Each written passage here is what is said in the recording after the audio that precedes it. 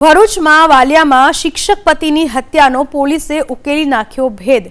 જીતેન્દ્ર બોડાદરા અને પત્ની લતાબેન બોડાદરાની હત્યાના આરોપમાં પોલીસે તેના જમાઈ વિવેક દુબેની ધરપકડ કરી। દેવું વધી જતા આર્થિક રીતે સદ્ધર સાસુ સસરાની હત્યા કરી આરોપી જમાઈ વિવેક દુબે લૂંટનો પ્લાન બનાવ્યો હતો। 6 માર્ચે આરોપી જમાઈ ગણેશ ગાર્ડન સોસાયટીમાં રહેતા સાસુ સસરાના ઘરે પહોંચ્યો હતો।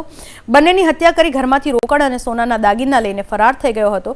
પોલીસે આરોપી જમાઈ પાસેથી 43,000ની રોકડ અને સોના ચાંદીના दागिना जब्त કરી વધુ તપાસ હાથ ધરી। हमें कुछ शंकास्पद लोगों के बारे में, उनके मूवमेंट के बारे में शक हुआ तो उनसे हमने पूछपरछ की, उनसे काउंटर क्वेश्चन किए, जिनमें उनके स्टेटमेंट्स काफ़ी ज़्यादा विसंगति पाई गई।